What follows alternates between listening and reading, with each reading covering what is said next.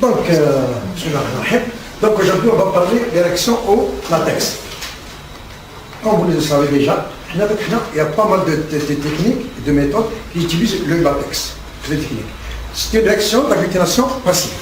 C'est-à-dire, à chaque fois qu'on a affaire à des antigènes solubles, on doit recourir à un support. Avant, par exemple, on utilisait des évasions. À cette épée, je prendrai l'exemple dans le TPHA ou encore la réaction pour le balai rose. Donc, maintenant, vu que le latex c'est un support, comme vous savez bien, que c'est des particules inertes, c'est-à-dire qui ne peuvent pas agir, qui ne peuvent pas interférer au niveau de la réaction. Généralement, ces supports qui sont de polystyrène, c'est des substances inertes.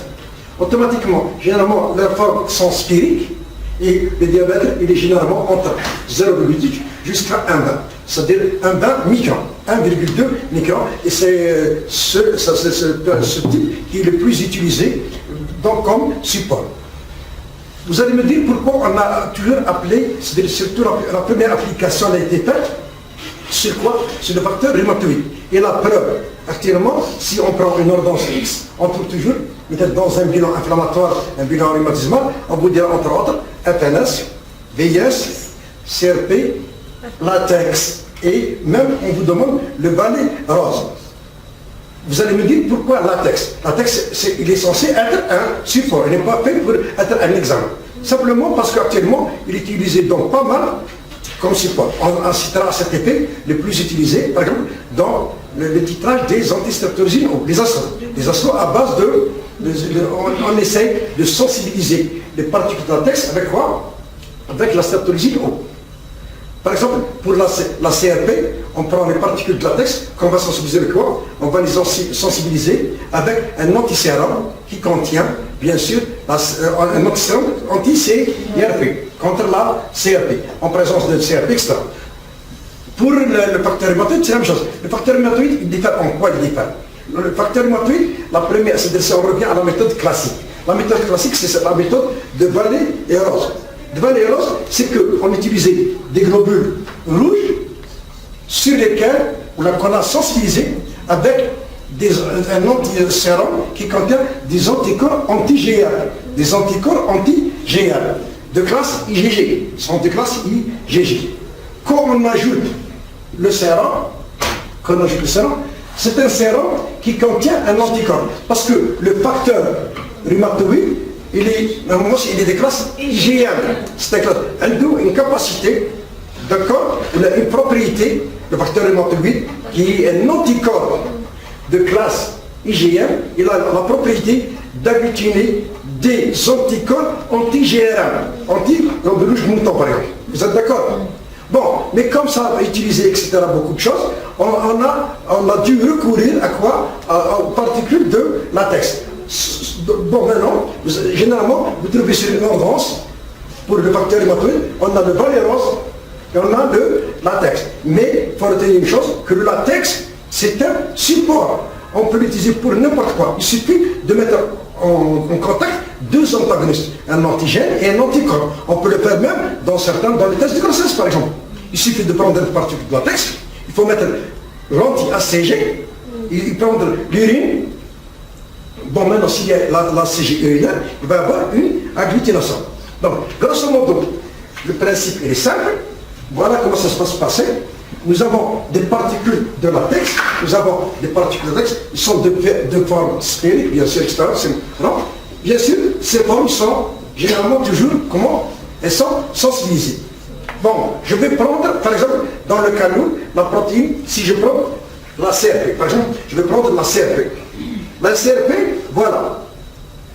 La CRP, j'ai les particules de latex, c'est les particules de latex, qui sont sensibilisées avec un antisérum.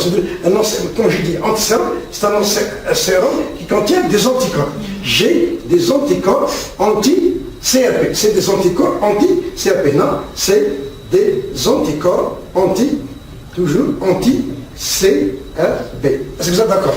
Donc, vous avez, après quoi, vous ajoutez le sérum.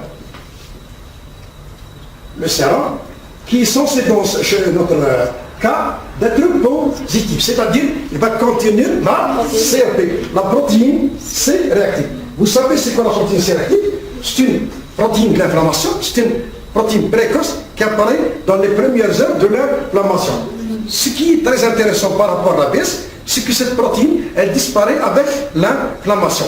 Ce qui fait le contraire de l'ABS, par exemple la vitesse de sédimentation, qui reste accélérée, malgré, même en période de combat, les sanctions. Donc, quand vous mettez les particules de latex sensibilisées avec un antisérum anti-CRP, bien sûr, en présence de la CRP, de cette protéine-là, bien sûr, en mélangeant ça, vous déposez une goutte comment dirais-je, une goutte du sérum et une goutte de particules de latex que vous avez remis en suspension avant de passer cette goutte. Généralement, la goutte standard, c'est une goutte de 50 microlitres. Après quoi? Après avoir bien agité votre plaque, il suffit de tourner votre plaque dans les quatre sens. Vous allez avoir une agglutination. Vous allez avoir une agglutination. Voilà votre réaction, comment ça se déroule. Donc, c'est une réaction positive. C'est une réaction positive. Dans le cas, bien sûr, si je prends le deuxième cas, c'est le cas où il n'y a pas de protéine C réactive.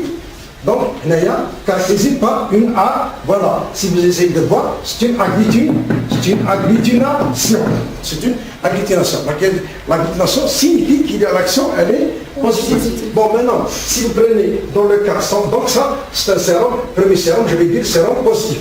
Dans le deuxième cas, où le sérum il est négatif, c'est-à-dire il ne contient pas de CRP, automatiquement, il va y avoir les particules qui vont rester libres. C'est des particules, toujours comme je vous dis, c'est des particules qui sont sensibilisées toujours, mais comme il va rester libre, il ne va pas y avoir d'agglutination. Le liquide reste limpide, etc. C'est une réaction négative. Là, donc, là, c'est une réaction positive. Maintenant, il n'y a rien. C'est une réaction négative. Ce que je vous conseille, je peux expliquer, il faut toujours, pour la validation des tests, il faut toujours lancer la cellule, quel que soit le nombre d'échantillons, lancer quoi? Un témoin positif, un témoin négatif. C'est-à-dire qu'on peut passer, ça rentre dans le cadre du contrôle de qualité. Donc, là, j'ai pris l'exemple de la CRP. Donc, comme je peux prendre le cas de la streptolysie ou n'importe quoi. Si toujours, par exemple, si maintenant je prends le cas, je vais prendre le cas des acides, les anti-streptolysés O, nous avons les particules de latex, parce qu'il y a d'autres méthodes pour les acides. On a par exemple les méthodes de neutralisation. On essaie de neutraliser l'activité hémolytique. Mais nous, on va prendre toujours, parce qu'aujourd'hui, on parle surtout d'érection au latex. Maintenant, si j'ai dit, pour ce qui est de la CRP, les particules sont sensibilisées avec un antisérum anti-CRP, pour les acides, qu'est-ce qu'on va tenir? On va prendre des particules de latex toujours, mais cette fois-ci, donc, génère les particules de latex. Par quoi elles sont sensibilisées cette fois-ci? Elles sont sensibilisées par la streptolysine. Donc, bon, je vais faire ce schéma parce que ça signifie par exemple que c'est la streptolysine, c'est un antigène. C'est un antigène. Donc, vous avez les particules de latex qui sont sensibilisées avec un antigène qui est la streptolysine O. En présence de sérum, ce dernier est censé ramener des anticorps. Il est censé ramener des anticorps, c'est-à-dire les anti-streptolysines. Donc, automatiquement, si on fait notre réaction, on essaie toujours de poser une goutte du sérum du patient avec une goutte de particules de latex. On essaie de mélanger et puis voilà ce qu'on va obtenir. Voilà ce qu'on va obtenir généralement, c'est ça. C'est une réaction positive. Elle est caractérisée par quoi? Par une agglutination. Donc vous avez, si je vais schématiser, c'est une réaction d'agglutination. Quand vous avez une agglutination, c'est une réaction positive. C'est une réaction positive. Dans le cas contraire, si le sérum ne contient pas des anti-streptolysines, c'est-à-dire des anticorps, bon, j'ai toujours mes particules qui sont sensibilisées, vous êtes d'accord avec moi? J'ai toujours mes anticorps qui sont sensibilisés. En l'absence en absence d'anticorps, bon, ces derniers ne vont pas s'agglutiner. Les particules ne vont pas être, et cela ce qui va être sous le schéma, le liquide reste limpide, c'est une réaction négative. Est-ce que vous avez compris? Ok? Bon, donc j'ai essayé de vous faire deux choses. La première chose, c'est que les particules de latex sont sensibilisées avec un antisérum, c'est-à-dire avec des anticorps. J'ai pris l'exemple de la protéine C réactive, qui va être considérée dans ce cas comme étant antigène. La deuxième chose, on a pris des acides. Dans ce cas-là, qu'est-ce qu'on a fait? On a pris des particules qui sont sensibilisées avec quoi? Avec l'antigène. Avec l'antigène. Donc, la troisième éventualité qu'on va prendre, c'est qu'on va prendre le test qui est plus utilisé, c'est bien sûr la réaction en latex. C'est la réaction en latex pour le facteur rhumatoïde. Dans le cas du facteur rhumatoïde, vous avez les bonnes particules de latex. Simplement, les particules de latex avec quoi? Sont sensibilisées avec des anticorps. Les anticorps, bien sûr, généralement, c'est des anticorps IgG. C'est des anticorps IgG. Parce que là, on va se référer, bien sûr, à quoi? À quelle méthode? On va se référer à la réaction de Van der Rohe, où les hémacines sont sensibilisées avec quoi? Avec des anticorps anti-GR, antiglobules rouges. Après quoi? Quand vous ajoutez votre sérum, dans le cas du facteur rhumatoïde, c'est le positif, généralement, je vais avoir,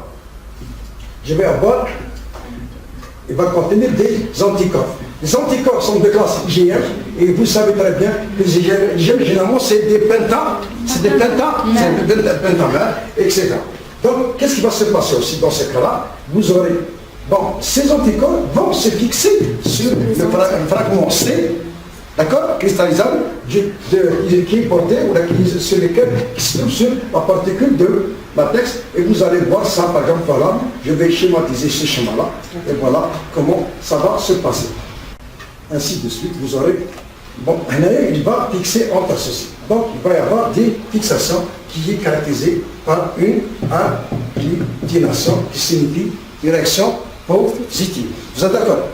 Dans le deuxième cas, c'est négatif.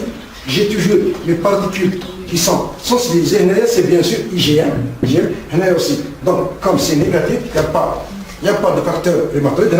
Donc, dans le sérum, il y a le facteur rhumatoïde. C'est le facteur rhumatoïde. En absence de facteur rhumatoïde, bien sûr, j'aurai toujours sensibilisé avec des IgG, et bien sûr, il ne peut pas y avoir d'agglutination, donc la réaction, elle est négative. Ok? D'accord? Jusqu'ici, c'est bon? Oui. Donc, on essaie maintenant directement de passer aux applications. Merci.